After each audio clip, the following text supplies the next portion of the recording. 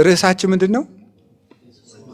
ንገሩኝ እንጂ የሰው ዋጋ ምንድን ነው? እስኪ የሰው ዋጋ በሉ። አቤት።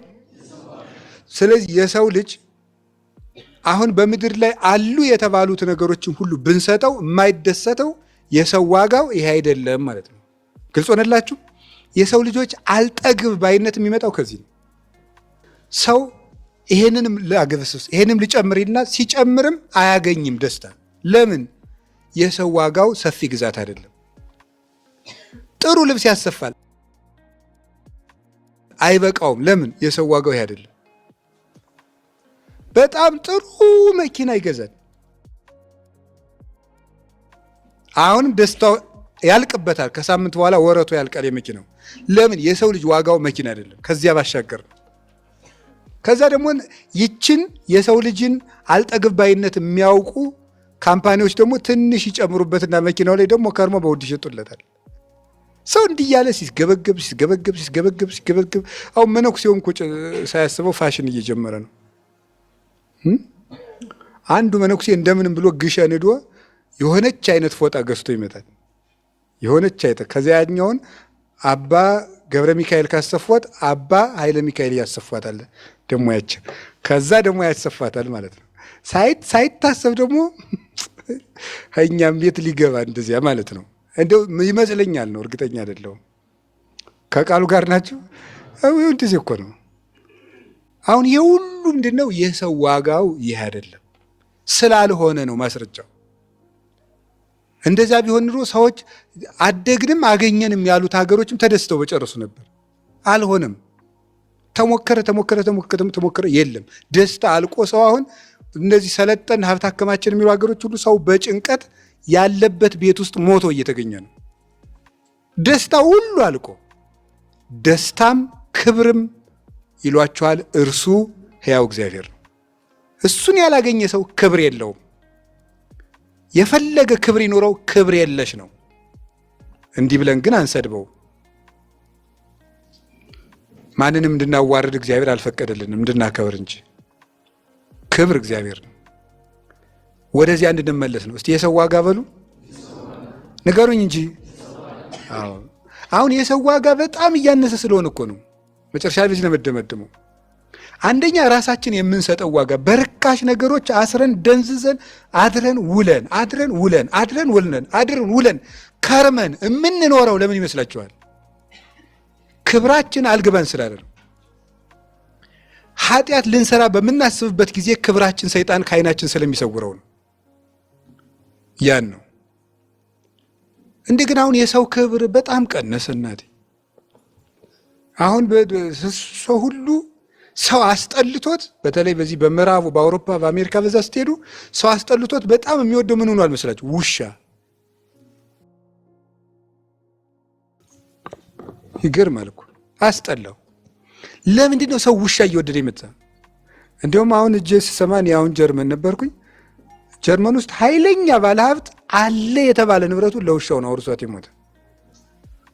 ስንት ሚሊዮን ማለት ነው።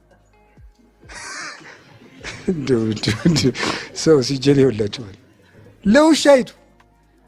ቢያንስ እንደው ለውሻይቱ 100 ዓመት እንኳን ብትኖር ለእሷ ተበጅቶ የተረፈው ለሞግዚቷ ይሰጥ ቢባል እንኳን የለም ለውሻይቱ። ሰው ጅሎ ባል አሁን ሰው ባሉን ይፈታል ውሻ መያዝ፣ ሚስቱን ይፈታል ውሻ መያዝ፣ ውሻውትን እየጎተተ እዚያ መሄድ። በጣም ውድ ነው የሚሸጠው። አይገርማችሁ? ቦታ አይቶ የሚጸዳዳ ሰው ጋር ኑር ቢባል ሰው እምቢ ብሎ ሰው የውሻ ኮስ ልጥረግ ሲል አይገርማችሁም? ሰው ክብር እንዴት እንዳስጠላው እንዲሁ በጣም እኮ የሚገርም። ለውሻ ፍራሽ ተገዝቶለት አልጋ ለውሻው ሞግዚት ተቀጥሮ የው ሰው እንደዚህ እየሆነ ነው። ሰው አስጠላው። ለምን ይመስላችኋል? ሰው ውሻ እየወደደ የመጣው። ሰውን እንደ ዕቃ ማድረግ አይቻልም። ይቻላል? ይቻላል። ከሰው ጋር ሲኖሩ ሰው የራሱ ምን አለው? አመለካከት አለው፣ የራሱ ፍላጎት አለው። ስለዚህ እንደፈለግ ነው መሆን አይችልም። ውሻው ግን ምን መሆን ይችላል? እንደተፈለገ መሆን ይችላል። አይታዘብም። ደግሞ ሲያብዱ ጨርቃችሁን ጥላችሁ ብታብዱ ሪው ብትሉ ወደ ታች ወደ ላይ ብትዟዟሩ ውሻ አይታዘበ። ሰው ለክብሩ ስለሚጨነቅ ነው ውሻ ጋር መኖር እየወደደ የመጣ። ሰው እየጠላ ውሻ መውደድ ጀመረ። ሰው ግን ክቡር ነው። እውነቴን ነው። ከቃሉ ጋር ናችሁ? ከቃሉ ጋር ናችሁ? እግዚአብሔር ከሁላችን ጋር ይሁን። ይኸው ያ እየመጣ መጣ። አሁን በቃ የሰው ክብር ቀሎ ቀሎ ቀሎ ቀሎ ቀሎ ቀሎ ቀሎ ቀሎ አልቋል። ይሄንን ያመጣው ደግሞ ምንድን ነው? ሰው ከዝንጀሮ መጣ ተብሎ ትምህርት ስለመጣ ነው። ይሄ ደግሞ ምን አመጣ? ጨካኝነትን አመጣ። አሁን ዛሬ ሰው መግደል ቀላል ሆነ። በጣም ቀላል ማለት ነው። አሁን በኢትዮጵያማ ሞት ለምደናል እኮ አልለመድንም? 10 ሰው ሞተ 20 ሰው ሞተ እኮ ለምደናል። አሁን አንደነግጣል ነው። ድሮ እኮ አንድ ሰው ሞተ እኮ ያስደነግጣል። ሞት አይደለም እግሩን ተሰበረ ይደነገጥለት ነበር። አሁን ሰው ሞተ አያስደነግጠን፣ ለመድ ነው በቃ። ሞት እንድንለምድ ሆን። በጣም በጣም በጣም ይገርማል እኮ። ክርስቶስ አንድ በግ ልፈልግ መጥቻለሁ እያለም እልፍ በጎቹን ማረድ ግን እንዴት ዋጋ ያስከፍላል! በእግዚአብሔር ፊት እንዴት ያስጠይቅ ይሆን? በእውነት እግዚአብሔር እኮ ንጉሱ ዳዊትን ምንድን ነው ያደረገው መሰላችሁ? ሕዝቤን ለምን ቆጠርክ ብሎ ነው ዳዊትን መቅሰፍት ያመጣበት። እግዚአብሔር ደብድቦ አይደለም፣ አስሮ አይደለም፣ ገሎ አይደለም። ሕዝቤን እኔ ሳልፈቅድልህ ማን ቆጠር አለ የራሴን በጎች ብሎ። ንጉሳቸው እኔ ነኝ፣ የምቆጥራቸው እኔ ነኝ፣ የማሰማራቸው እኔ ነኝ። አንተ ምን ቤት ነው የምትቆጥር አለው። መቅሰፍት አመጣበት። እግዚአብሔር በጎቹን እንኳን ሲገሉበት ያለ ፈቃዱ ሲቆጥሩበትም አይወድም። የክርስቶስ በግ ነው ሰው፣ የክርስቶስ አካል ነው፣ የእግዚአብሔር መልክ ነው ሰው። የሰው ልጅ ይገርማል። እኔ እንደው ፎቶውን ሲቀዱበት ይናደዳል። የእግዚአብሔርን መልክ የሆነ ሰውን ሲገል ግን ምንም አይመስለውም። እና እንደው ሰው የሚያከብር ዘመን ያምጣልን፣ ሰው የሚያከብር ዘመን ያምጣልን። በየትኛውም ዓለም የሰው ክብር ቀንሷል። የሰው ክብር በእኛ ቤት ራሱ የሰው ክብር እየቀነሰ የቁሳቁስ ክብር እየጨመረ መጥቷል። በዓመት ይሄን ያህል ምዕመን ቆረበ የሚል ሪፖርት አንሰማም። ይሄን ያህል ሆቴል ተገነባ ነው፣ ይሄን ያህል ሰው ካለማመን ተመለሰ የሚል ሪፖርት አንሰማም። ከደብር ሊሆን ይችላል፣ እኔ ሀገረ ስብከት ውስጥ እንኳን የለውም፣ ወይም ጠቅላይ ቤተ ክህነት የለውም። ምን ሪፖርቱን ግን እንሰማዋለን። ስለ ሰው የሚያስብ ስለ ሰው የሚያቅድ ይጥፋ። እዲሁ ይገርማል እኮ፣ ግርም ነው የሚያደርገው። ትንሽ በተንቀሳቀስኩባቸው ቦታዎች ያየሁት ህንፃ ሲሰሩ ትልቅ ሲሰሩ ሰውን አውሬ ሲበላው የሚያስቀድሰው 20 ሰው። ለምሳሌ እስራኤል ብትሄዱ ትልቁ ቤተክርስቲያን ናዝሬት ገብርኤል ነው፣ የእመቤታችን የብስራት ቦታ ማለት ነው። በጣም ትልቁ በመካከለኛው ምስራቅ ትልቁ ቤተክርስቲያን ነው፣ የካቶሊክ ነው። የሚያስቀድስ ግን 30 ሰውም የለው 20 ሰውም የለው። ለምን ሲባል ህንፃው ሲገነባ ዲያብሎስ ሰውን እያፈረሰው ነበር። ለሰው አልታቀደም፣ ለሰው አልታሰበም።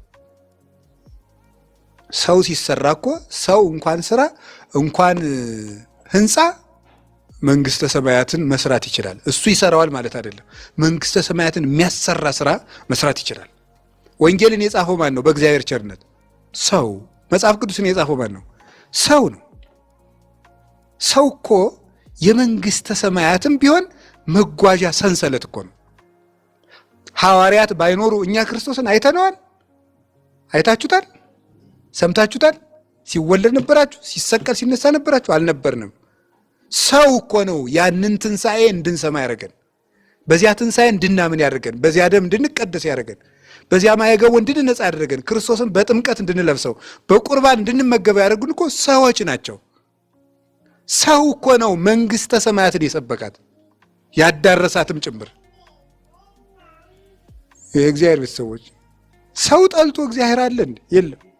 ሰው ባይኖር ይሄ መጽሐፍ ቅዱስ የለም፣ ቁርባን የለም፣ ክህነት የለም።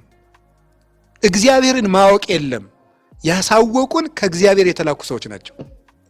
እና ግን ስለ ሰው በጣም ያለን ዝቅተኛነት ቀንሷል። ከቃሉ ጋር ናችሁ? ከቃሉ ጋር ናችሁ ወይ? እግዚአብሔር ከሁላችን ጋር ይሁን።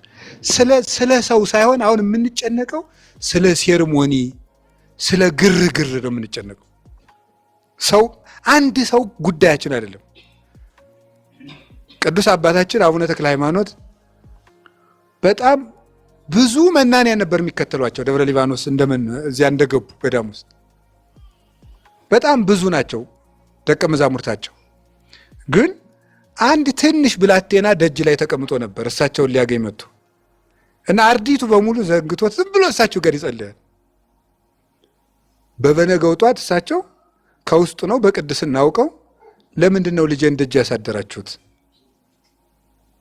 ብለው ይህንን ወቅሰዋቸዋል። እነሱ ሲወጡ አገኙት። ትናንትናውን ጠይቋቸው አልመለሱለትም ነበር። ይህ ሁሉ ምንድን ነው? ለሰው ክብር አለመስጠት። በሀገራችንም በዓለምም የፖለቲካ መሪዎችም የቤተ ክህነት መሪዎችም የሰውን ክብር ትተዋል። ግብግቡ ከገንዘብ ጋር ነው። ሰው ከሌለ ደግሞ ሀገር የለም። ሰው ከሌለ ተቋም የለም፣ ቤተ መቅደስም የለም። ሰው ነው ዋናው። ወይ ግሩም!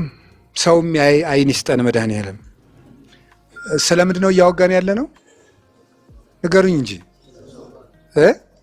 የሰው ዋጋ እስኪ ንገሩኝ። አዲስ አበባ ሲደመር ድሬዳዋ ሲደመር ባህር ዳር ሲደመር ደሴ ሲደመር መቀሌ ሲደመር ጅማ ሲደመር ጅግጅጋ ሲደመር ሐረር ሲደመር ሐዋሳ ሲደመር ቤንሻንጉል ሲደመር ጎንደር ሲደመር ደብረ ማርቆስ ሲደመር ደሴ እኩል ይሆናል አንድ ሰው ማምጣት ይችላሉ? በፍጹም። አፍሪካ ሲደመር አውሮፓ ሲደመር አንታርክቲካ ሲደመር አውስትራሊያ ሲደመር ደቡብ አሜሪካ ሲደመር ሰሜን አሜሪካ ሲደመር ኤዥያ ሲደመር አንድ ሰው ማምጣት ይችላል? አይችልም። ሰማይ ሲደመር ይችላል? አይችልም። መላእክት ሲጨመሩ ይቻላል? አይቻልም። ሰውን አንድ ከተማ ሳይሆን ምድርና ሰማይ ተደምረው አንድ ሰው ማምጣት አይችሉም። ለአንድ ሰው መጠን አንዲት ፀጉሩን መዋጀት አይችሉም። አንዲት ፀጉሩን የሰውን ልጅ አንዲት ፀጉሩን መግዛት አይችሉም። ሰማይና ምድር በሙሉ ተደምረው። ለዚህ ነው ወለክሙሰ ስዕርተ ርእስክሙኒ ሁሉ ቁቱ ያለው። የእናንተ የራስ ፀጉራችሁ እንኳን የተቆጠረ ነው ያለው። ለዚህ ነው ምን ማለት የተቆጠረ ማለት የተቆጠረ እንዳይጠፋ የራስ ፀጉራችሁ እንኳን በእኔ ዘንድ ክብር አለው ነው። ውስጡ ስለ ደቀ መዛሙርቱ የተነገረው። እኔ ሳላውቅ የሚጠፋ ደቀ መዝሙር የላችሁም ነው ያላቸው። ግን በቁሙ የራስ ፀጉራችሁ አንዷ እንኳን በእኔ ዘንድ ክብር አላት ነው። ንጉሥ የሚቆጥረው ገንዘብ ክቡር ነውና በእኔ በንጉሥ ክርስቶስ የተቆጠረ አካል ነው ያላችሁ ማለት ነው። ይሄ ነው የእግዚአብሔር ቤተሰቦች።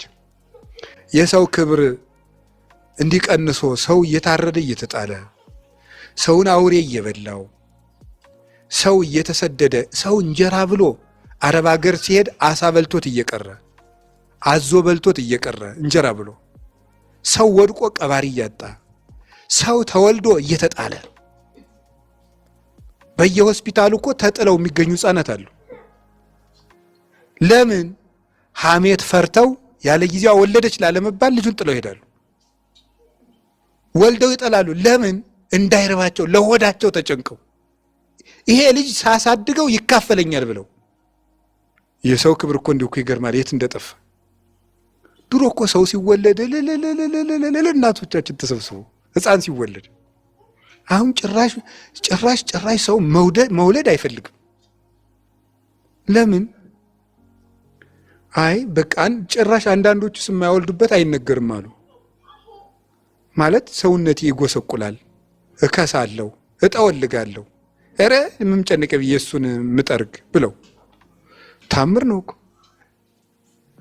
ኧረ እሺ የሰው ክብር በመጽሐፍ ቅዱስ እስኪ በሉ። እሱን ትንሽ ንገራችሁና የሰውን ዋጋ ማለት ነው። የሰውን ዋጋ የመጨረሻ አንድ ሁለት ሶስት ነገሮችን ልናገርና ትምህርቴን እጨርሳለሁ ማለት። ስለዚህ መጀመሪያ ለሰው ቅድሚያ እንድንሰጥ ለማለት ፈልጌ ነው።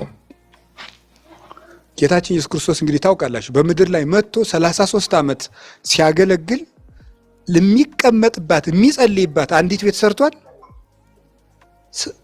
ምንድን ነው ሲሰራ ይኖረ? ሰው ነው ሲሰራ ይኖረ። ሰው ነው ሲሰራ ነበር። አንዲት ነገር እንኳን ለራሱ አልነበረው። ቅድሚያ ሰው ይቀድማል። እሺ የሰው ክብር የመጨረሻው የሰው ልጅ ዋጋው ምንድን ነው? የፍጥረት የበላይ መሆን ነው። የሰው ልጅ የፍጥረት የበላይ መሆን ነው። እግዚአብሔር ስንት ቀን ነው ፍጥረት የፈጠረ? አቤት 6 ቀን ነው። የመጨረሻው ቤት ተሰርቶ ጉልላት መጨረሻ ላይ እንደሚቀመጥ የመጨረሻው ፍጡር ማን ነው? ሰው ነው ማለት ነው። ስለዚህ የፍጥረት የበላይነት የሰው ልጅ ዋጋ ነው። ከሁሉም ነገር በላይ ማለት ነው። ከሁሉም ነገር በላይ የፍጥረት የበላይነት ነው። ሁለተኛስ የእግዚአብሔር መልክ መሆን የሰው ልጅ ዋጋው ነው። ዘፍጥረት ምዕራፍ 1 ቁጥር 26 እንደምንመለከተው እግዚአብሔር ሰውን በመልካችን በአርአያችን እንፍጠር አለ። ይቺ ጥቅስ በጣም ተለምዳለች፣ ግን መጨረሻ ላይ የሰው መድረሻ እርከን ማናት? ይቺ ናት እኮ። ሰው ጾመም ጸለየም ንስሐም ገባ 40 ዓመት ዘግቶም ጸለየ በሰማዕትነትም ተሰቃየ፣ መጨረሻ ላይ የሚያገኛት ዋጋ ማንን መምሰል ናት? እግዚአብሔር መምሰል ናት። ያችን መልክ ለማግኘት ነው አባቶቻችን የለፉት። ስለዚህ የሰው ልጅ የመጨረሻ ዋጋው እግዚአብሔርን መምሰል ነው። ሶስተኛስ እዚሁ ዘፍጥረት ላይ ነው የምወስዳቸው። የእግዚአብሔር የመጨረሻ ማረፊያ ማን ነው? ማን ይመስላችኋል? ሰው። እግዚአብሔር ሰማይና ምድርን ፈጥሮ አላረፈም። እግዚአብሔር እጽዋትን ፈጥሮ አላረፈም። እግዚአብሔር ብርሃን ፈጥሮ አላረፈም። እግዚአብሔር እንስሳት አራዊትን አዕዋፍን ፈጥሮ አላረፈም። እግዚአብሔር ምን ፈጥሮ ነው ያረፈው? ሰው ፈጥሮ አረፈ። የእግዚአብሔር ማረፊያው ሰው ነው። ሰው እንደዚህ ነው።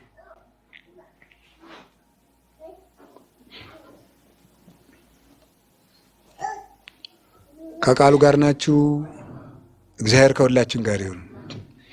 የሰው ልጅ ለምሳሌ የአበባ ክብሩ ምንድን ነው? የሳር ክብሩ ምንድን ነው? ልምላሜ ነው። የአበባ ክብሩ መዓዛ ነው አይደለም? የንጉሥ ክብሩ ሰራዊት ነው። የመምህር ክብሩ ደቀ መዝሙር ነው። የባል ክብሩ ሚስት ናት። የሚስት ክብሩ ባል ነው። የሰው ክብሩ ማን ነው? እግዚአብሔር። የሰው ክብሩ እግዚአብሔር ነው። ልብ ብላችሁ ስሙ። ንጉሥ በዘውዱ ይከበራል። ሰው ግን የሚከብረው በእግዚአብሔር ነው። የሰው ክብሩ እግዚአብሔር ነው። ክብረ እግዚአብሔር የሀብ ነውረ ይላል ሰሎሞን መጽሐፈ ተግሣጽ ምዕራፍ 1 ላይ ሲናገር የእግዚአብሔር ክብር ነውርን ይሰውራል ይላል። የእግዚአብሔር ክብር ነውርን ይሰውራል። ትንቢተ ኤርምያስ ምዕራፍ 2 ቁጥር 11 ላይ እንዲህ የሚል ቃል አለ። ወሕዝቤሰ ወለጡ ክብሮሙ በዘኢይበቁኦሙ ይላል። ወገኖች እስራኤል ለማይረባ ነገር ክብራቸውን ለወጡ ይላል። ወገኖች እስራኤል ለማይረባ ነገር ክብራቸውን ለወጡ። የማይረባ ነገር ማለት ጥቅም የማይገኝበት ለጊዜያዊ ደስታ ብለው ክብራቸውን ለወጡ። ያ ክብር ማን ነው ብለን እንጠይቅ። እንዲህ ብሎ ይናገራል። ቁጥር 13 ላይ ሲናገር ክልኤተ እካያተ ገብሩ ሕዝቤ፣ ወገኖቼ 2 በደልን በደሉ አለ። አንዱ በደል ምንድን ነው? ኪያየ ሀደጉኒ አዘቅተ ማየ ሕይወት፣ የሕይወት ውሃ ምንጭ እኔን ተውኝ አለ። አያችሁ፣ ከላይ ሕዝቤ ክብራቸውን ተው አለ። ያ ክብር ማን ነው ሲል ኪያየ ሀደጉኒ አዘቅተ ማየ ሕይወት፣ የሕይወት መገኛ የመሆን እኔን ተውኝ። ወከረዩ አዘቃተ እጹፋተ ዘአልቦ ማይ፣ ውሃ የሌለባቸው ሌሎች ጉድጓዶችንም ቆፈሩ ይላል። 2 በደል ሕዝቤ በደለ ይላል። አንደኛው በደል እግዚአብሔርን መተው ነው፣ የሕይወት ውሃ ምንጭ የሆነው። ሁለተኛው በደል ውሃ የሌለባቸው ምንጮች መቆፈር ማለት የማያረኩ የዚህን ዓለም ደስታ ማደን ማለት ነው። ይህን አደረጉ። ከዛስ ምን ይላል? ትረስእኑ መራት ሰርጓ ሙሽራ ቁጥር 32 ላይ ሲደርስ ሙሽራ ጌጧን ትረሳለችን? ወድንግልሂ ባዝግናሃ ገና ብላቴና የሆነች ሴት እስከ እናት አባቷ የተሰጣትን ጌጥ ትረሳለችን? ወሕዝቤሰ ሀደጉኒ በመዋዕል ዘአልቦ ሁልቁ ወገኖች እስራኤል ግን ለማይቆጠር ዘመን እኔን ትተውኛል ብሎ ይነገራል። ስለዚህ እግዚአብሔር ምን ማለቱ ነው? ወገኖች እስራኤል ክብራቸውን ለማይረባ ነገር ለወጡ ያለ ያ ክብር ማን ሆነ? እግዚአብሔር ሆነ። ሪ ከመ ረሰየኪ ሀዲገ ዚአየ እኔን መተውሽ ምን እንዳመጣብሽ ተመልከች እስራኤል ይላል። እኔን መተውሽ ምን እንዳመጣብሽ ይላታል። ስለዚህ እግዚአብሔር የእስራኤል ክብር ነው። በመጽሐፍ ቅዱስ ከመዚህ ይቤ እግዚአብሔር ቅዱሰ እስራኤል የሚል አንቀጽ ከተገኘ በጉባኤ ቤት የሚተረጎመው ቅዱሰ እስራኤል የሚለው ጽና እስራኤል ክብረ እስራኤል እግዚአብሔር እንዲህ ይላል ተብሎ የሚተረጎመው። እግዚአብሔር የእስራኤል ክብራቸው ነው። ከቃሉ ጋር ናችሁ? ከቃሉ ጋር ናችሁ? ስለዚህ የሰው ዋጋው ማን ነው? ተናገሩ እንጂ። የሰው ክብሩ ማን ነው? የሰው ክብሩ ልብሱ አይደለም። የሰው ክብሩ ሹመቱ አይደለም። የሰው ክብሩ እድሜው አይደለም። የሰው ክብሩ እውቀቱ አይደለም። የሰው ክብሩ ሀብቱ አይደለም። የትፍርሆ ለሰብእ ሶበ ይብዕል ብሏል ቅዱስ ዳዊት። ሰው ባለጸጋ ቢሆን አትፍራው። ሀብቱ አይደለም የሰው ክብሩ፣ ወገኖቹ አይደሉም፣ ቤቱ አይደለም። የሰው ክብሩ እግዚአብሔር ነው። ምክንያቱም ኤልዛቤልን መንግስቷ አላስከበራትም። አስከብሯታል። ወርቁ አስከብሯታል። ዘውዱ አስከብሯታል። ተጎትታ በመስኮት ሙታ ደሟን ውሻ ሲልሰው መንበሩ አስከበራት። በወርቅ ጫማዋ ምድርን ለመረገጥ ትጸየፍ የነበረችውን ሰው ተጸይፏት ደሟን ውሻ ጎዳና ላይ ሲልሰው ወርቁ አስከበራት? የለም። መናኛ ቀሚስ ይለብስ የነበረው ኤልያስሳ ማን አስከበረው? እግዚአብሔር አከበረው። ነጥቆ ወደ ሰማይ ወሰደው። የሰው ክብሩ ማን ነው? እግዚአብሔር ነው። ሰራዊት ይዞ ይፈልገው የነበረውን አክዓብን ኤልያስ ሲያገኘው አንተኑ ዘትገፈትኦሙ ለእስራኤል እስራኤልን የረጅም አጭር፣ የቀይ ጥቁር፣ የወፍራም ቀጭን የምታደርጋቸው ኤልያስ አንተነ ሲለው አኮ አነ ዘገፈትኦሙ ለእስራኤል አለ አንተው ቤተ አቡከ አንተና ዘመዶች ጣዖት እያመለካችሁ ነው እንጂ እኔ አይደለሁም እስራኤል የምገለባበት ሲለው ንጉሱ እንዳይገለው ጸጥ እንዲል የሚያደረገው የማን ክብር ነው? የእግዚአብሔር ክብር ነው። የእግዚአብሔር ክብር ብቸኞችን ያለ ዘመድ ግርማ ይሰጣቸዋል። ዮሴፍን በፈርዖን ፊት፣ ዳዊትን በጎልያድ ፊት፣ ኤልያስን በአካብና በኤልዛቤል ፊት፣ ሙሴን በፈርዖን ፊት ያከበረ ማን ነው? እግዚአብሔር ነው። እውነትም እግዚአብሔር ክብር ነው፣ ነውርንም ይሰውራል። ከቃሉ ጋር ናችሁ? ከቃሉ ጋር ናችሁ? እግዚአብሔር ከሁላችን ጋር ይሁን። የሰው ልጅ ክብሩ እግዚአብሔር ነው። ከዚያስ የሰው ልጅ ዋጋው ምንድን ነው ነው? አንደኛ ጴጥሮስ ምዕራፍ 1 ቁጥር 18 ላይ ቅዱስ ጴጥሮስ እንዲህ ብሎ ይናገራል። አኮ በዘኢይማስን ብሩር ወወርቅ ዘተሳየጠክሙ በሚጠፋ ብርና ወርቅ የገዛችሁ አይደለም፣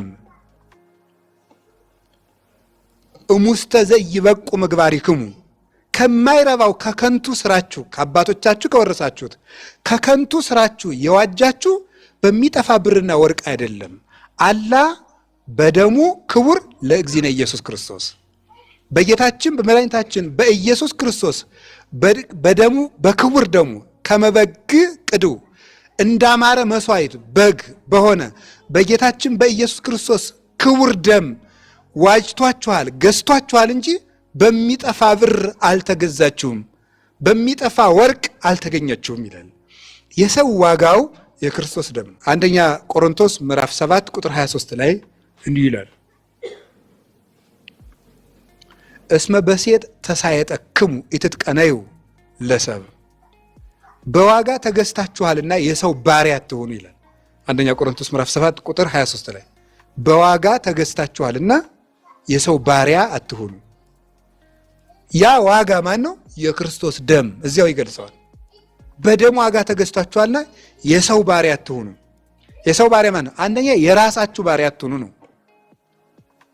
ሁለተኛስ ደግሞ ከክርስቶስ ተለይታችሁ ለሰው አድርባይ አትሆኑ። ሰው አይግዛችሁ ነው። አሁን የግድ የጣሊያን ወረራ ተብሎ መምጣት አለበት እንዴ? የገዛ ስልኮቻችን እኮ እየገዙን ነው። አታውቁም እንዴ? ሰውን የገዛ ስልኩ ባሪያ አድርጎ ቀጥቅጦ እየገዛው ነው፣ ነፍሱን ስጋውን ተቆጣጥሮ። ስለዚህ እግዚአብሔር የሰው ባሪያ አትሁኑ፣ ሰው በፈለሰፈው ነገር አትወሰዱ። እናንተ ዋጋ የተከፈላባችሁ ናችሁ። በበሬ ደም አትገኙም። እናንተ በወርቅ አትገኙ፣ በተከማቸ ዕንቁ አትገኙ። እናንተ የተገኛችሁት በአምላክ በስግው ቃል ደም ነው፣ ዋጋ ተከፍሎባችኋል ብሎ ይነገራል። ከቃሉ ጋር ናችሁ? ከቃሉ ጋር ናችሁ? እግዚአብሔር ከሁላችን ጋር ይሁን። ስለዚህ ጌታችን ኢየሱስ ክርስቶስ ሰው የሆነልን ለኛ ነው። ልብ በሉ፣ እግዚአብሔር የወደደው ብቸኛ ፍጡር ማን ነው? ሰው። ለፍቅር ዋጋ ምን ተከፈለለት? ራሱን። እስመ ከመዝ አፍቀሮ እግዚአብሔር ለዓለም፣ እግዚአብሔር ዓለምን እንዲህ አድርጎ ወዶታልና። ወመጠው ወልዶ ዋሂደ ወሃበ ቤዛ ለኩሉ ከመ ኩሉ ዘየአምን ቦቱ ኢይትሃጎል አላ ይየው። በሱ ያመነ ሁሉ እንዲድን እንጂ እንዳይጎዳ እግዚአብሔር አንድ ልጁን ለዓለም ቤዛ አድርጎ እስኪሰጥ ድረስ ይህንን ዓለም ወዶታልና። ዮሐንስ ወንጌል ምዕራፍ 3 ሲናገር አንድ ልጁን እስኪሰጥ ድረስ እግዚአብሔር ዓለሙን ወዶታልና። በጣም ነው ደስ የሚል እኮ ሲሰሙትም ቢሆን ደስ ይላችኋል። እግዚአብሔር አብ ከሆነ በአንድ ልጁ ዋጋነት የወደደኝ ነኝ ብላችሁ አስባችሁ ታውቃላችሁ? እንዴ ትዝ ይላችኋል? እግዚአብሔር እንዴ ዝም ብሎ የሚጥለን ከንቱ ገንዘቦቹ መሰላችሁ? አይደለንም እኮ ዋጋ ከፍሎብናል እኮ። ይገደዋል እኮ የኛ ነገር። አብ በአንድ ልጁ እኮ ነው የገዛን። ወልድ ደግሞ በገዛ ደሙ በገዛ ስጋው በስጋው መቆረስ በደሙ መፍሰስ ካሳ ክሶ ነው። በአንድ ልጁ ሰው በአንድ ልጁ ሞት የተዋጀ የተገዛ አንድ ልጅ ተላልፎ የተሰጠለት ብቸኛው ፍጡር ሰው ነው። እሱ ብቻ አይደለም፣ ከነ ጠላትነቱ የተወደደ ማን ነው? ሰው በሉ እንጂ ንገሩኝ እንጂ ሰው ነው። ሮሜ ምዕራፍ 5 ቁጥር 10 ላይ እንዲህ ብሎ ይነግራል። እንዘ ጸሩን ይህነ ለእግዚአብሔር ተሳሃለነ በሞተ ወልዱ። የእግዚአብሔር ጠላቶቹ ነበርን፣ ግን በአንድ ልጁ ሞት ይቅር አለን ይላል። በአንድ ልጁ ሞት ይቅር አለን። የእግዚአብሔር ጠላቶቹ ስንሆን እንደው ለጠላትስ ተውት ይላል ቅዱስ ጳውሎስ። ለጠላትስ ተውት ለወዳጅስ ቢሆን የሚሞት ይገኛል ብላችሁ ነው ይላል። እንኳን ለጠላት ለወዳጅ የሚሞት ይገኛል። ነገር ግን እኛ የእግዚአብሔር ጠላቶቹ ነበርን። አኮ በአምጣነ ጌጋይነ ዘኮነና ሐሳበ ጸጋሁ ለእግዚአብሔር። የእግዚአብሔር የቸርነቱ ልክና ብዛት እንደ ኃጢአታችንና እንደ በደላችን መጠን አልሆነብንም። ጠላቶቹ ስንሆን በልጁ ሞት ታረቀን ይላል።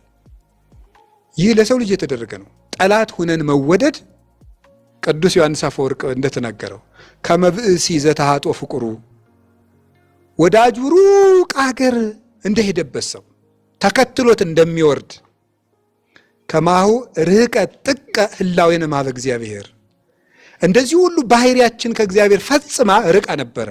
እስኪያገኛትም ድረስ ተከተለ፣ ባገኘው ጊዜ በትከሻው ተሸከመው። እግዚአብሔር ተከትሎት የመጣ ክቡር የሰው ልጅ ነው። ከቃሉ ጋር ናችሁ? እግዚአብሔር ከሁላችን ጋር ይሁን። እግዚአብሔር ከሁላችን ጋር ይሁን። ይሄ ለሰው የተደረገ ነው። በጠላትነት እንወደዳለን። የእውነቴን ነው የምነግራችሁ። ጠላቶች እንኳን ብንሆን እግዚአብሔር ይወደናል። መቼም ጠላት እንሁን አትሉም። መቼም እስኪ ለየው ብላችሁ አይደል? እግዚአብሔር በሕይወታችን ውስጥ በጣም ትልቁ ዋስትናችን የእግዚአብሔር ፍቅር ነው። እኔ እግዚአብሔርን እወደዋለሁ የሚለው አይደለም ዋስትናዬ። እግዚአብሔር እንደሚወደኝ ግን እርግጠኛ ነኝ። ምክንያቱም የኛ ነገር ይጎላል ይወርዳል። እግዚአብሔር ለኛ ያለው ፍቅር ግን አይጎልም። መኃልየ ዘሰሎሞን ምዕራፍ 8 ቁጥር 7 ላይ እንዲህ የሚል ቃል አለ። ማይ ብዙ እይክል አጥፍኦታ ለፍቅር ወአፍላግኒ እያንቀለቅልዋ። የፈሳሾች ብዛት የውሆች ብዛት ፍቅርን አያጠፋትም። ወንዞች መብዛታቸውም ፍቅርን አያናውጻትም። ያቺ ፍቅር እግዚአብሔር ለወገኖቹ ያለው ፍቅር ናት። እቺ ፍቅር እስመ ፍቅር ከመሞት ጽንዕት የምትባለው ፍቅር ክርስቶስ ለልጆቹ ያላት ፍቅር ናት፣ ያለው ፍቅር ናት። ያችን ፍቅር ነው የሰጠን። እግዚአብሔር ፍቅር ነውና አይደል ያለ አኮ አንትሙ ዘሐረይክሙኒ። የዛሬ ወንጌል ነው ቅዳሴ ላይ የተነበበው። አላ አነ ሐረይኩክሙ፣ እናንተ እኮ አልመረጣችሁኝም፣ የመረጥኳችሁ እኔ ነኝ አለ። እኔ ነኝ የመረጥኳችሁ። እኛማ ድሮ የምንመርጠው ምንድን ነበረ? ስጋችን ነበር የምንወደው፣ ኃጢአታችን ነው የምንወደው፣ መሻታችን ፍቶታችን ነው የምንወደው፣ የገዛ ጥፋታችን ነበር የምንመርጠው። የጠራን ግን በድንቅ አጠራሩ የጠራን እግዚአብሔር ነው። እሱ ወደደን እንጂ እኛ የወደድነው አይደለንም ይላል ቅዱስ ዮሐንስ በመልእክቱ። ለምን ሲባል እስመ እግዚአብሔር ፍቅር ውእቱ፣ እግዚአብሔር ፍቅር ነውና ይላል። ሰው ይዋደዳል፣ ሰው ግን ፍቅር መሆን አይችልም። ራሱ ፍቅር አይደለም። ፍቅር እግዚአብሔር ብቻ ነው፣ ባህሪው ፍቅር የሆነ። የሰው ክብር በእግዚአብሔር መወደዱ ነው። የሰው ክብር የእግዚአብሔር መልክ መሆኑ ነው። የሰው ክብር በእግዚአብሔር ደም የተገዛ መሆኑ ነው።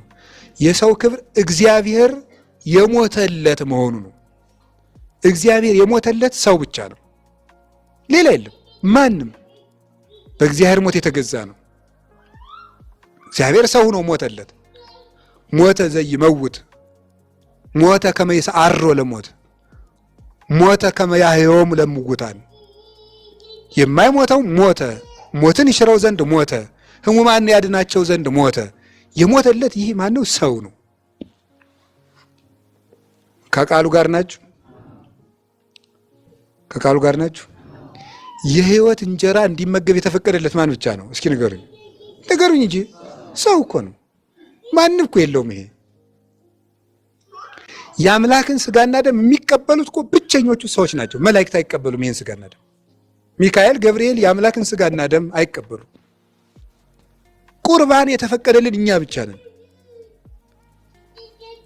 ለዚህ ነው ዮሐንስ ወንጌል ምዕራፍ 6 ላይ ሲነግረን ተገበሩ እንከሳ እኮ ለመብል ኃላፊ አላ ለመብል ዘይነብር ለሕይወት ዘላለም ዘሂውበክሙ ወልደ እጓለ እመሕያው። ለሚጠፋ መብል አትድከሙ። የሰው ልጅ ለሚጠፋ ለሚሰጣችሁ ለማይጠፋው ምግብ ድከሙ። አነ ውእቱ ፍስተ ሕይወት ዘወረደ እምሰማያት፣ ስጋዬን ከሰማይ የወረደ የሕይወት እንጀራ እኔ ነኝ። ዘበላ ስጋዬ ወሰቴ ደሜ አነ እሄሉ ምስሌሁ ውእቱን ይሄሉ ምስሌ። ስጋዬን የሚበላ ደሜን የሚጠጣ እኔ በእርሱ እኖራለሁ፣ እርሱም በእኔ ሕያው ሆኖ ይኖራል ብሎ ተናግሯል። እውነተኛ መብል የኔ ስጋ ነው፣ እውነተኛ መጠጥ የኔ ደም ነው ብሏል።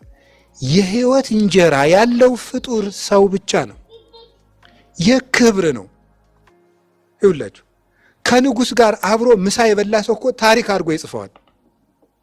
እኔ 2-3 የሕይወት ታሪኮች የጻፉ ሰዎችን አንብቤያለሁ። ጥሩ በጃንሆይ ጊዜ ነበርና አብረው የበሉትን ምሳ ሁሉ ጽፈዋል፣ ትልቅ አድርገውት።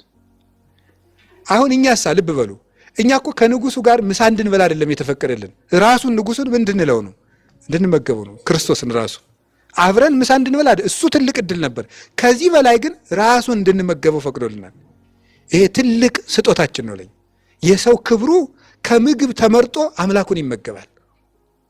ለከበሩ መኳንንት የጠራ መጠጥ የጠራ ምግብ ይቀርብላቸዋል። ለኛ የሚቀርብልን ግን የጠራ ምግብ የጠራ ውሃ አይደለም፣ የሕይወት ውሃ ነው የምንመገበው። የሕይወት እንጀራ ነው የምንመገበው። ሰው ምን ያህል እንዳከበረው ተመልከቱ። የነገስታት ልጆች አምረው ወርቀ ዘቦ ግምጃ በደንብ አድርገው ይለብሳሉ። በክርስትና ብቻ ሲነሱ የሚለብሱት ልብስ ድንቅ ነው። እንዲያውም አፄ ኃይለ ሥላሴ አንዲቱ ልጃቸውን ክርስትና ሲያስነሱ አንዲት ድሃ ዕድል ገጥሟት አብራ አንድ ቀን ወልዳ ክርስትናው አንድ ቀን ሆኖ አብራ ልብስ ተሰጥቷታል። እና አብራ ተነስታ ምን መቼስ ልብሱ ታምር ነበረ፣ አንብቤው ነው እንጂ የለውም ታሪኩን። ልብ በሉ አያችሁ፣ ከንጉሱ ልጅ ጋር የተወለደች ልጅ እንደ ንጉሱ እኩል ለበሰች። ንጉሱ የሚለብሰውን ግን መልበስ አትችልም። እንዲያው ቢያንስ እንደ ንጉሱ ልጅ ነው። እኛ ግን ንጉሱን ራሱን እንለብሰዋለን። ታውቃላችሁ? ያ ንጉስ ማን ነው? ክርስቶስ ልብሳችን እኮ ነው። ገላትያ ምዕራፍ 3 ላይ እንደተጻፈ የተጠመቃችሁ ሁላችሁ ክርስቶስ ለበስክሙ፣ ክርስቶስን ለብሳችሁታል ይላል። ደስ እኮ ነው የሚለው። እውነቴን ነው። አሁን ሁላችን ክርስቶስን ለብሰናል። ክርስቲያኖች በሙሉ ክርስቶስን ለብሰነዋል። በቁርባን ተመግበነዋል። በጥምቀት ለብሰነዋል። ክርስቶስ ሁለንተናችን ነው። አሁን ብቻችን አይደለንም። ክርስቲያን ሲቆም ክርስቶስን ለብሶ ነው የሚቆመው። ሲሄድ ክርስቶስን ለብሶ ነው የሚሄደው። ሲገባ ክርስቶስን ይዞ ነው የሚገባው። ሲወጣ ክርስቶስን ይዞ ነው የሚወጣው። ክርስቲያን ብቻውን የቆመ ነጠል አይደለም። የክርስቶስ የስሙ ዘይትነት የፈሰሰበት ነው። እፍረት ዘተሰውጠ ስምከ ያለው ይሄንን ነው። መኃልየ ዘሰሎሞን ላይ የሽቱ መዓዛ በእኔ ላይ ይፍሰስ ያለው ክርስቶስ የሚለው መሲህ የሚለው ስም ክርስቲያን ሆኖ እኛ ላይ ፈሶ ሞገስ ስለሚሰጥ ነው። ስለዚህ የእግዚአብሔር ቤተሰቦች ልብሳችን ክርስቶስ፣ ምግባችንም እሱ። ከዚህ በላይ ምን ክብር አለ? እስቲ ፈልጉ። እስቲ የፈርዖንን ልብስ አምጡት፣ አምጡ እስቲ። እስቲ አንድ ንግሥት ልብስ አምጡ ዛሬ። የለም። ትል ከመበላት አስቀርቷቸዋል? የለም። የትልልቅ ነገሥታትን ልብስ አምጡት። የለም። ወይ ብል በልቶታል። ካልሆነም ልብሱ በሙዚየም ተቀምጦ እነሱን ትል በልቷቸዋል። ክርስቶስን የለበሱት እሳ በዘላለም ሕይወት ይኖራሉ። ሞት ሊቀርባቸውም አይችሉም። እሱ ያነሳቸውን የሚጥላቸው የለም። ብፁዕ ዘረከበ ክፍለ በትንሣኤን ተትቀድም መጽያ።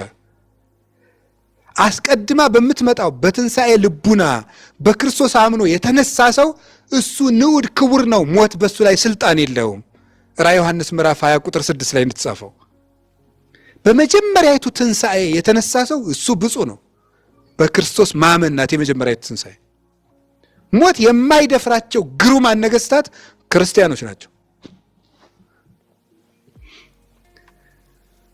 ከዚያስ ስሙ ይገርማችኋል። ስሙ በሕይወት መጽሐፍ የተጻፈ ብቸኛው ፍጡር ሰው መሆኑን አታውቁም ነው እኮ። ስሙ በሕይወት መጽሐፍ የተጻፈ እስቲ መታወቂያ ቀበሌ ለማውጣት የሚፈጀውን ይሁት ወኝ ናቸው መስል። ግን ችግሩ አይገባንም ነው። አይገባችሁም አላልኩም፣ አይገባንም ነው ያልኩኝ። መዘጋጃ ቤት ለማውጣት ለመመዝገብ፣ ትምህርት ቤት ሄዳችሁ ለመመዝገብ፣ ኮሌጅ ዩኒቨርሲቲ ሄዶ ለመመዝገብ፣ ሬጅስትራር ለመመዝገብ እንዴት ያለው ዋጋ ነው! እሱ ብቻ አይደለም። መብራት ኃይል ደግሞ ለመክፈል ራሱ ለመቀበል አይደለም እኮ ብር ለመክፈል ወረፋ ውስጥ ለመክፈል ራሱ ተንቀጥቅጠህ ነው ወረፋ የሚደርስ። ያቺ መዝገብ ከተሰረዘች ተሰረዘች። የህይወት መዝገብ አለን። በህይወት መዝገብ ስማችን ይጻፋል። እውነቴን ነው የምነግራችሁ። ሰው ጻፈ አልጻፈ ምን ራሱም አይጻፍ፣ እግዚአብሔር ግን ይጽፋል። ትንቢተ ኢሳይያስ ምዕራፍ 49 ቁጥር 16 ላይ እንዲህ የሚል ቃል አለ። እስመ በእድየ ሐረርኩኪ ይላል ወተትሐነጺ እምዘነሰቱኪ፣ በእጄ ቀርጬ ሰርችሻለሁ ይላል። ለጊዜው ቤተ መቅደስን ነው፣ የኢየሩሳሌም ቤተ መቅደስ። ምስጢሩ ግን ሌላ ነው። ጌታችን ኢየሱስ ክርስቶስ ምን ሆኗል? እጁ ተቸንክሯል አይደለም? ለምንድን ነው? ያን ነው በእጄ ሰራውሽ በእጄ ቀረጽኩሽ የሚለው። የእኛ ስም የክርስቲያኖች ስም እጁ ላይ ጽፎል ነበርና በገዛ ደግሞ ማህተምነት በእጄ ቀርጭሻለሁና ከኔ የሚያጥፍ ፈርሰሽ እንደነበርሽ ትሰሪያለሽ ያለ ሕዋሳቶቻችንን ነው። ዲያብሎስ 5500 ዘመን ሞት እንዳፈረሰሽ እኔ እጄን ተቸንክሬ እሰራሻለሁ። ምእመን ወይ ስምሽን በልቤ ጽፈዋለሁ፣ በእጄ ላይ አትሜዋለሁ፣ በደሜ ታትመዋል እያለ ነበረ። ያ የህይወት መዝገብ ነው። ጌታ ሲመጣ የሚቀብ በህይወት መጽሐፍ ብቻ አይደለም የተጻፈው የተጻፈ ነው። ከዚያስ በህይወት መጽሐፍ ከተጻፍን የጻፈንን ሁሉ ጠርቶ እሱ ካለበት ያኖረናል። አብረን እንኖራለን ከሱ ጋር። ደስ የሚል ነገር እኮ ነው። እውነቴን ነው የምነግራችሁ። ምን ላት መሰላችሁ? እይደንግጽክሙ ልብክሙ ልቡናችሁ ሹመት ሽልማት ቀረብን ብላችሁ አይሸበርባችሁ። እመኑ በየ በእኔ እመኑ ወእመኑ በአቡየ በአባቴም እመኑ እስመ ውስተ ቤተ አቡየ ብዙ ማይደር ወምዕራፍ ፖቱ። በአባቴ ቤት ብዙ መኖሪያ አለ። እንደየአቅማችሁ የምትወርሱት አቅማችሁን ተረቶ ባለችው መክሊታችሁ የምትወርሷት በቸርነት የምሰጣችሁ በአባቴ ሰፊ መንግሥተ ሰማያት አለ። እምከመ ሆርኩ አስተዳልወኩ ለክሙ መካነ ሄጄ ቦታ አዘጋጅላችኋለሁ አለ። አሁን ቦታይቱን እኮ ሂዶ ጠርቦ አበጅቷት አይደለም። መንግሥተ ሰማያት መግባትን እኔ ጀምርላችኋለሁ ነው። በርገት እኔ ከጀመርኩለት በኋላሳ እመጽእ ካይበ ተመልሼ እመጣለሁ። እነሳ አክሙ ከመ ተሐልው አንትሙ ሀባሎ ከሆነ እናንተም ከኔ እኔ ካለሁበት ትኖሩ ዘንድ ተመልሼ መጥቼ እወስዳችኋለሁ። ይህንን ቃል ሰጥቶናል። በማይታበል ቃሉ ተመልሼ መጥቼ እወስዳችኋለሁ። እውነቴን እኮ ነው የምነግራቸው። እስከዚያው ድረስሳ ተነፋፍቀን ምንቆይ የለም። እሱ በዚያ ላይ ሆኖ እስከሚወስደን እኛ እዚህ ብቻችንን አይደለም። እያሃድገክሙ ጓለ ማውታት እኮ ነው። እናት አባት እንደ ጣሉት ልጅ ብቸኛ ሆናችሁ እንድትቀሩ አላደርጋችሁም። ሰላሜ አሐድግ ለክሙ ሰላሜን እተውላችኋለሁ። ወሰላም አቡየ እሁበክሙ የአባቴን ሰላም እሰጣችኋለሁ። አኮ ዘከመ ይሁብ ዓለም ዘውበክሙ ዓለም እንደሚሰጣችሁ አይደለም እሰጣችኋለሁ። ዓለም ዛሬ ነስቶ ሰጥቶ ነገ ይነሳል። ከአንዱ አጉድሎ ለሌላው ይጨምራል። ጌታ ግን ለሐዋርያት ሲሰጥ ከሐዋርያት ለእኛ ሲሰጠን ከነሱ አላጎደለም። አሁን እኛ ይኸውላችሁ ግልገሏ የሌላት ጫጩቶች አይደለንም። ገባችሁ? መንፈስ ቅዱስ በምን አምሳል ነው የወረደው? አቤት በርግ ምን አላት? እንቁላል አላት። ጫጩቶች አሏት። ጫጩቶቿ ምን ታደርጋለች? ታቅፋቸዋለች። ስለዚህ ነው መንፈስ ቅዱስ በርግብ አምሳል የወረደው። መንፈስ ቅዱስን እልክላችኋለሁ እንጂ ብቻችሁን አትሆኑም ማለት ነው። እናቷ ጥላት እንደጠፈቻት ጫጩት አይደላችሁም። መንፈስ ቅዱስ ሁልጊዜ አቅፏችሁ ይኖራል። ቤተ ክርስቲያን ጣራ ላይ ምን ይሰቀላል? እንቁላል የሚሰቀለው እኮ ለዚያ ነው። እንቁላል ምን አለው? ቅርፍት። ጫጩቱ በውጭ ነው በውስጥ ነው ያለው? በውስጥ ነው አይደል? እስከሚወጣ ድረስ። ከዛሳ ምን ብሎ ነው የሚወጣ? ሊወጣ ሲል ሲፈለፈል ተቆርቁሮ በአፏ ተቆርቁሮና ዶሮይቱ ይፈለፈላል ወይ ሰው ጎን ይጥምጥቶ። እሱ ግን መድረሱን በምንድን ነው የምታውቀው? እሷ ጫጩቱ የመፈልፈያው ድምፅ ያሰማል። አሁን እኛ ቅርፍቱ ምንድነው? ኃጢአታችን ነው። የእንቁላሉ ቅርፍት እዚያ ውስጥ ነው የሚጮኸው። ጫጩት ምንድነው? እዚያ ውስጥ ነን ማረኝ ማረኝ ማለታችን ነው። ከዚያ መንፈስ ቅዱስ ያንን ቅርፍት በንስሐ አስለቅቆ እንደገና እሱን እንድንመስል ያደርገናል። በሙቀትም ያቅፈናል። ያ ሙቀት ጸጋ ነው። ያ ሙቀት ቅዱሳንን ለመዓዛ ገነት አበቃቸው። ሰማዕታትን እሳቱን ስለቱን እንዲታገሱ አበቃቸው። ያችን ሙቀት የሚሰጠን መንፈስ ቅዱስ ነው። ስለዚህ እኔ እስከ ዓለም ፍጻሜ ከእናንተ ጋር ነኝ ብሎ ያለ እንደዚህ ነበረ። አሁን እኛ ቤተክርስቲያን የምንሳለምበት፣ ቤተክርስቲያን የምናስቀድስበት፣ ቤተክርስቲያን የምንጸልይበት ምክንያት ክርስቶስ እስከሚመጣም ድረስ ድሃ አደጎች ላለመሆን ነው። ለዚህ ነው ቄሱ ቅዳሴ ሲገባ ምን ብሎ ነው የሚጀምር? አሁን እስከዚያም አልተዋችሁም፣ መንፈስ ቅዱስን ልካችኋለሁ፣ ድሃ አደግ አትሆኑ፣ ብቻችሁን አትሆኑ ብሎን ነበር። መንፈስ ቅዱስ ይወርድና ያቅፋችኋል፣ እናንተ የኔ ጫጩቶች ናችሁ ብሎናል። ታዲያስ ምን ይላል ካህኑ ቅዳሴ ሲገባ? በስመ አብ ወወልድ ወመንፈስ ቅዱስ ሚመጠን ግርምት ወእጽብት ዛቲ ሰዓት እንተባቲ ይወርድ መንፈስ ቅዱስ መልተ ሰማያት ወይ ጼልሎ ለዝንቱ መስዋዕት ወይ ቀድሶ በጽሙና ወፍራት ቁሙ ከመሰላሙ ለእግዚአብሔር ያህሉ ምስሌው ምስለ ኩልክሙ ይላል።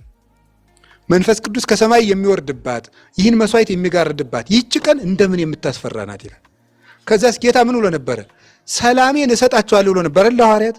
ቄሱ ቅዳሴ ሲቀድስ ምን ይላል? ሰላም ለኩልክሙ ይላል። ምን ማለት ነው? ይሄ ሰላም ለእናንተ ይሁን። የምናስቀድሰው ጌታ ለሐዋርያት የሰጣትን ያችን ሰላም ለመቀበል። ያቺ ሰላም ናት ዘመዶቼ። ሰው ባለበት ህይወት ሁሉ ሰላም ከሌለው መፈጸም አይችልም። ሰላም ስላችሁ የሀገር ሰላም አለ፣ የልብ ሰላምም አለ። ጌታ ሐዋርያትን ወደ ዓለም ከመላኩ በፊት የትንሣኤ ዕለት በተዘጋ ቤት ከፍቶ የሰጣቸው ምንድናት? መጀመሪያ የሰጣቸው ጸጋ ምንድናት? ሰላም ናት። ያቺ ሰላም ናት እሳት ያስቻለቻቸው፣ ስለት ያስቻለቻቸው፣ ከአንበሳ ፊት እንዳይፈሩ ያደርጋቸው ጌታ በትንሣኤው የሰጠው ሰላም ነው። ስለዚህ የሰው ልጅ ዋጋው ከክርስቶስ ጋር ተዋህዶ መኖር ነው። ለዚያ ያብቃን። ወስብሐት ለእግዚአብሔር። ይቆየን።